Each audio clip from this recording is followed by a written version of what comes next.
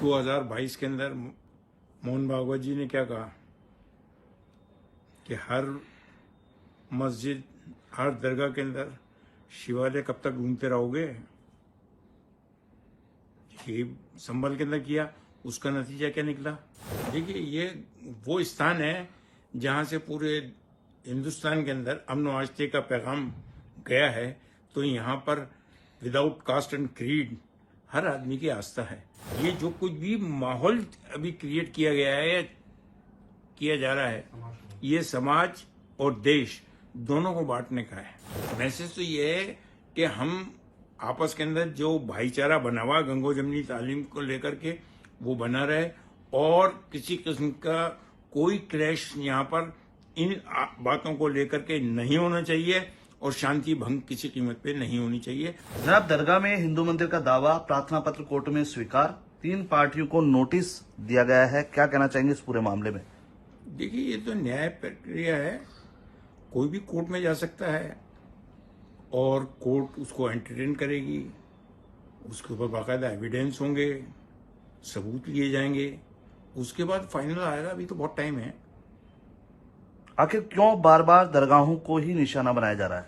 अब ये तो अपने पर्सनल इंटरेस्ट है उनका, वो चीप पब्लिसिटी के लिए कोई भी कर सकता है।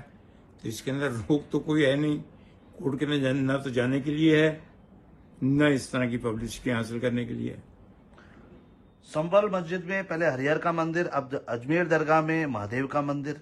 भाई साहब, 2022 के अंदर मोहन भागवत जी ने क्या कहा कि हर मस्जिद, हर दरगाह के अंदर शिवालय कब तक घूमते रहोगे। ये संभल के अंदर किया, उसका नतीजा क्या निकला। 5 बेकसूर शहीद हो गए, जिसके अंदर 2 के घरों में तो कमाने वाले वही थे। कितना बड़ा सेटबैक लगा है, इसका उनको मलाल नहीं है। आप गरीब नवाज के वंशज हैं, आध्यात्मिक गुरु भी हैं, लेकिन आपको पार्टी नहीं बनाया गया, इसमें क्या कहना चाहेंगे? देखिए, इसके अंदर हमारा वकीलों का, एडवोकेट्स का, हाई कोर्ट, सुप्रीम कोर्ट तक का एक पैनल बना हुआ है। हम उनसे रह लेंगे। वो अगर हमारे को जो भी गाइडलाइन देंगे कि हमें इसके अंदर पार्टी बनना है आगे होकर के या नहीं बनना है या सिर्फ वेट एंड वॉच करना है, तो हम उस हिसाब से चलेंगे। सूफी संत ख्वाजा गरीब नवाज की दरगाह है ये, सभी धर्मों के लोग आते हैं यहाँ। नेता है या अभिनेता, सभी की चादर यहाँ पे पेश की जाती है। उसके बाद इस तरह की घटना, क्या कहना चाहिए? देखिए, ये वो स्थान है जहां से पूरे हिंदुस्तान के अंदर अमन व आस्थे का पैगाम गया है। तो यहाँ पर विदाउट कास्ट एंड क्रीड हर आदमी की आस्था है। प्रधानमंत्री जी 1947 से देख लो आप, चादर आ रही है बाकायदा। जितने गवर्नर्स होते हैं उनकी तरफ से आती है, जितने चीफ मिनिस्टर्स हैं उनकी तरफ से आती है, जितने सियासी पार्टी हैं उनके जो हेड्स हैं, बाला साहब ठाकरे, उनकी तरफ से आई, आज भी आ रही है। आंध्र प्रदेश, तेलंगाना, उनके चीफ मिनिस्टर वो भेज रहे हैं। आरएसएस के चीफ, उनके बिहाफ पे इंद्रेश कुमार जी वो चादर लेकर के स्वयं भी आए और भेजी भी गई है। नीतीश कुमार जी, उनकी तरफ से चादर आई है। तो हर धर्म का आदमी जिनकी इसमें आस्था है वो तो चादर भेजेगा ही। आरएसएस की तरफ से भी चादर पेश होती है यहाँ पे, इंद्रेश कुमार। बिल्कुल होती है, इसमें कोई दो राय थोड़ी है।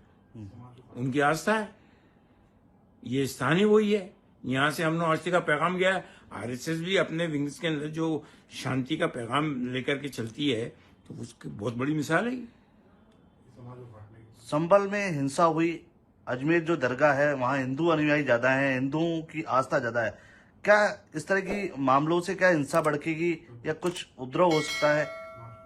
देखिए, हिंसा तो भड़केगी, नंबर 1।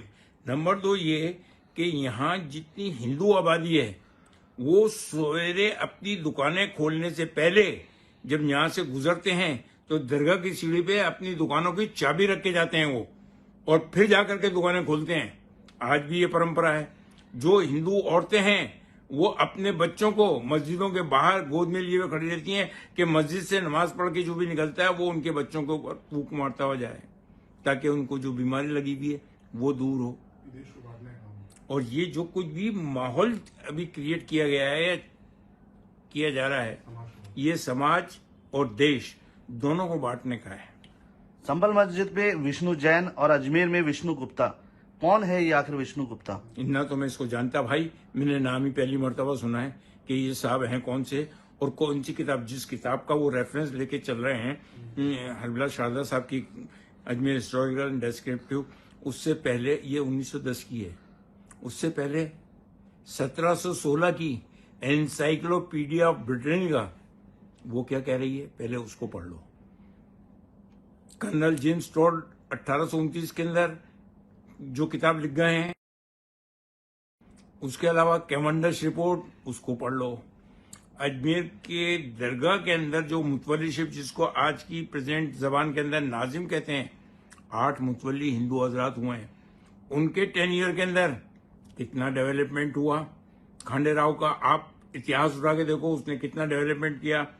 इसके अलावा 1947 का जजमेंट है प्रिवी काउंसिल लंदन का, AIR 1947 पेज नंबर 1, मुतवल्लीशिप को लेकर के, उसके अंदर दरगाह की पूरी हिस्ट्री दी हुई है। 1961 फुल बेंच है, 5 जजेस की बेंच है सुप्रीम कोर्ट की, पेज नंबर 1402 से 1419 के ऊपर बिल्कुल क्लियर कट जजमेंट दिया हुआ है, उसके अंदर दरगाह की हिस्ट्री है। JPC की रिपोर्ट 20 दिसंबर 2002 की, उसके अंदर देख लो आप, उसके अंदर दरगाह की हिस्ट्री दी हुई है। 1950 के अंदर गवर्नमेंट ऑफ इंडिया ने दरगाह ख्वाजा साहब एक्ट बनाने से पहले जो इंक्वायरी कमेटी रिपोर्ट बैठाई थी, जिसके बिहाफ पे दरगाह का एक्ट बना, एक्ट नंबर 36 1955, उसके अंदर पूरी हिस्ट्री दी हुई है। और उसके चेयरमैन जो थे वो इलाहाबाद हाई कोर्ट के सिटिंग जज थे। उन्होंने जो अपनी रिपोर्ट दी है वो पार्लियामेंट के पटल के ऊपर है, आप उसको पढ़ लो। और दरगाह की जितनी हिस्टोरिकल एंशियंट 200-300 साल पहले की किताबें हैं, उसको आप उठा के देख लीजिए। नंबर 2। नंबर 3 ये कि जहां तक मुगलों का सवाल है, वो तो 1526 के अंदर आए हैं मुगल। बाबर जो आया है, इब्राहिम लोदी से जो उसकी लड़ाई हुई है, उसके अंदर राणा सांगा ने साथ दिया है। और यहाँ अजमेर के ऊपर हुकूमत राणा सांगा की भी रही है। जितने हिंदू राजा रजवाड़े हैं वो सब यहाँ पे आस्था रखते थे, और जितनी जंगें होती थी वो यहाँ पर आकर के अपनी तलवारें रख करके, यहाँ से इजाजत लेकर के, यहाँ दुआएं मांग करके यहाँ से जाते थे। वो मुगल जब आए उनकी भी आस्था इधर पड़ी, उन्होंने भी किया ये। किस तरह का मैसेज आप देना चाहेंगे? मैसेज तो ये है कि हम आपस के अंदर जो भाईचारा बना हुआ गंगो जमनी तालीम को लेकर के, वो बना रहे, और किसी किस्म का कोई क्लैश यहाँ पर इन बातों को लेकर के नहीं होना चाहिए, और शांति भंग किसी कीमत पे नहीं होनी चाहिए। हर आदमी को ये चाहिए, उसकी पर्सनल मॉरल ड्यूटी बनती है कि वो इस किस्म की बातों के अंदर गलतफहमी का शिकार ना हो कि यहाँ पर ये है और